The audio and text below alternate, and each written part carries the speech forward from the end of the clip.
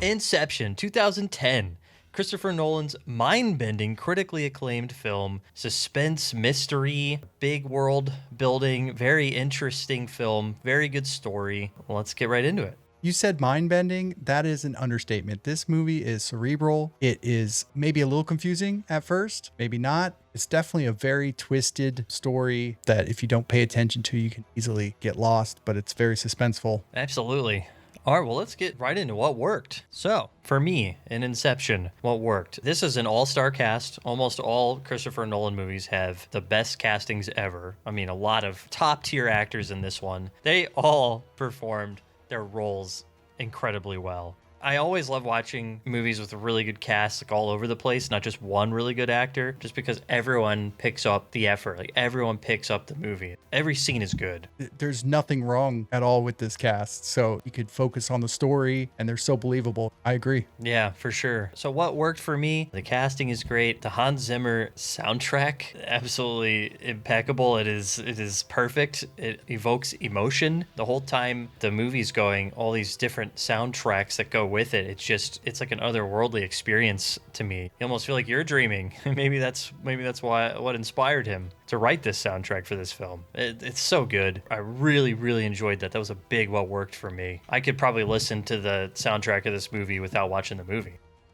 Really enjoyed that part of it. I really enjoy the theme of this movie, the story, the idea that you can go into a dream and it can be a different person's dream every time, and you can build the dream if you're good at it. It's such a cool story. It's such a cool concept for a movie. I remember when I saw this the first time, I'd never seen anything like it. A big what works for me is the fact that every time I rewatch this movie, I notice something different. And sometimes I come out with a different outcome of how I think the movie, what it means and how it actually ends. A lot of people have always wondered what the ending means. Well, you kind of get a different answer every time, and it's very thought-provoking. It just keeps you entertained and interested at the same time. And thinking about all the different things that could be happening, the different levels, and the idea of like going into limbo once you get past the third dream, the dream within a dream, the dream within the meme. You know, there's this very memed on movie as well, although it doesn't deserve it for any negative reason. It's just, Leonardo DiCaprio and the, don't let your memes be dreams.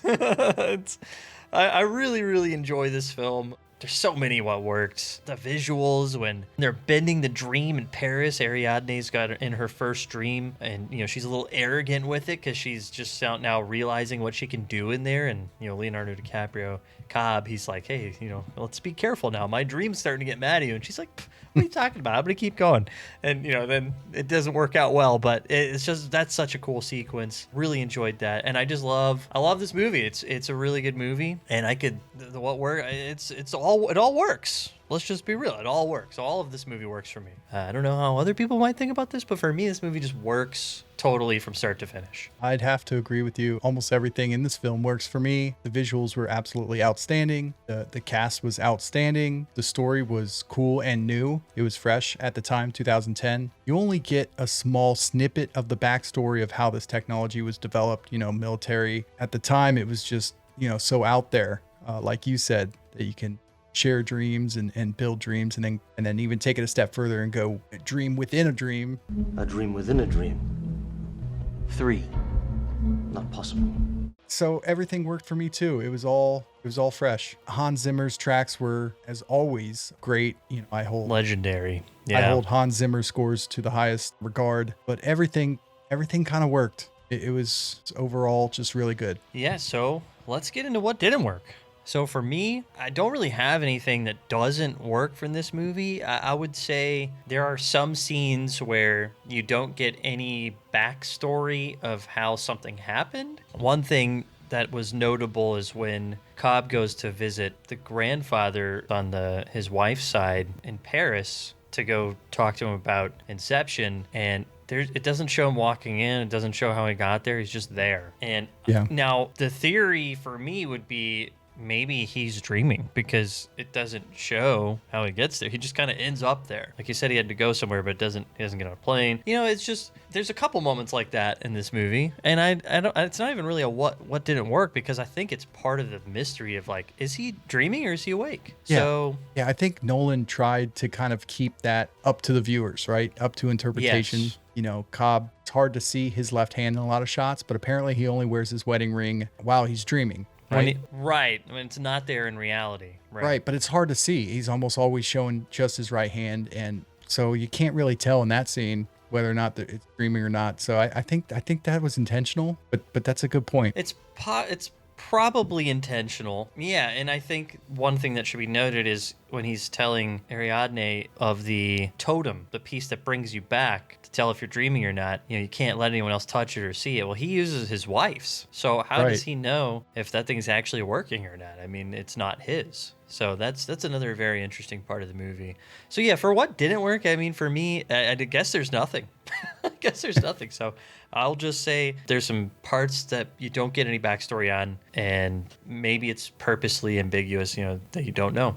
Yeah, I'd say what didn't work for me is also just very little. Speaking of little backstory, some of the characters are kind of shallow in that sense. You don't really get any backstory on some of the team members he brings in. You know, he meets them and they're part of the team just like that. However, the acting was so good and the characters themselves were so good despite not knowing much about them. I wouldn't really say that didn't work, but it left you wondering some things. Yeah. But you don't really need to know that. It doesn't really take away from the movie. It would be something that it would be nice to know a little bit about them, but yeah, I guess it's not really like a bad thing, but also the characters are so good, you kind of want to know more. But yeah, we don't get it. Yeah, so there's that, and then the typical Nolan kind of action sequences, some of them, they were cool, but you get the typical kind of just big fireball explosions and stuff, and yeah, I wouldn't really Mini say Michael that Bay. didn't work. Yeah, Mini Michael Bay. Yeah. I wouldn't really say that didn't work because the action sequences were really cool. So yeah, they were a lot of fun. I wouldn't really say that I have anything that doesn't work in this film. Okay, so standout moments. For me, the standout moment of this film is the anti-gravity fight scene with Joseph Gordon-Levitt, Arthur, and it flashes to the bus falling into the water, slow motion, and you know they have all this extra time in the dreams, but it's such a fast scene. That scene is so awesome. And then there's the Arctic bunker that they're in a shootout in, and all these are happening at the same time, but it's only like 10 seconds or less in real time, and oh man, it was so cool. I absolutely love that scene. Every time I see that scene, I'm like absolutely hooked. I'm just sitting there staring at the screen. I can't look anywhere else, and yeah, that's my standout moment. Yeah, it's like a huge build up to the climax, and it's long and it is suspenseful. They keep going back to shots of the van falling real slow, and it just reminds you, hey, this is the first level. Right. So it serves as a reminder to the time dilation that they're all experiencing. So that's a huge standout moment for me. I think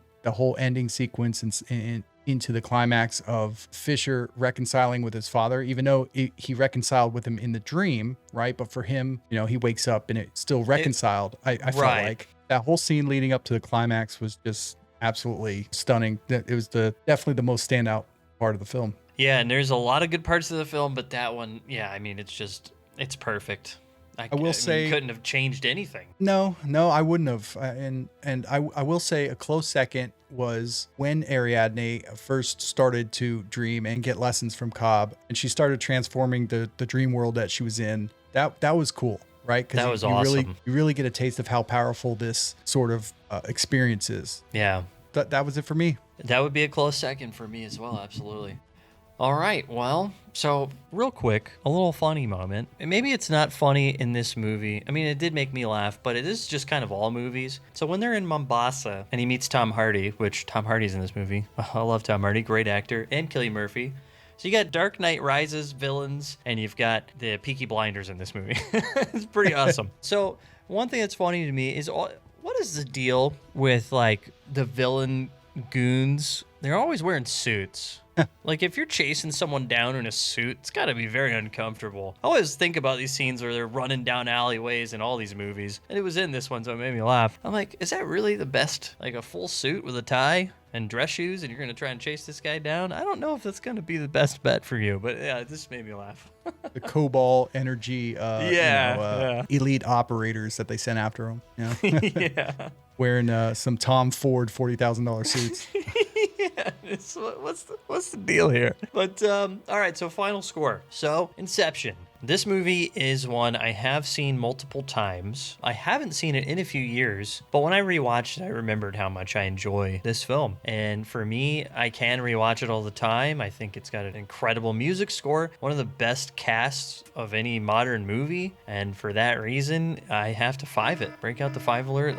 This is a modern masterpiece movie. So yeah, there you go. Okay. I don't really have a reason not to give it a 5. You guys are going to laugh because, you and I have been pretty much lockstep on this whole movie. Yeah. But I'm also going to give it a 5 for the same reasons. It's all right. I could watch it over and over again. It's great. I don't really have any problems with the film at all. And like you said, every time I rewatch it, I do catch something that I missed. There's so much. It's like watching another movie. It's like watching a new movie. So much in this film that's hidden that to discover. So every time I watch it, I see something I missed and I'm like, oh man, I didn't think about it this way or something. So for that reason, I'll give it a 5 too. Well, 5 and a 5 is a 10. So absolute masterpiece in this sense. What else can you say? Christopher Nolan, great cast, great music. It's a 5. Well, it's a 10, 2 5s. All right, guys, thank you so much for watching our review of Inception. And if you have any ideas for future films for us, please drop them in the comments. We do read every comment, and we appreciate every single person who likes, subscribes, comments, or just even views it. We appreciate you all. So thank you, and we'll see you in the next one. Thank you for watching, everyone. We hope you enjoyed our review of this movie. Let us know in the comments, what did you think of the movie? Drop your score on our 1 to 5 scale and tell us if you agree or disagree with our take. Also, if you have a movie suggestion, go ahead and put it in the comments. We read every comment. We love getting the community's ideas. If you're new here, please subscribe. It helps us out a lot. Turn on the notifications, hit the bell, and don't miss our next No BS short review. Thanks again for hanging out with the S2S Film Bros, and we'll see you next time.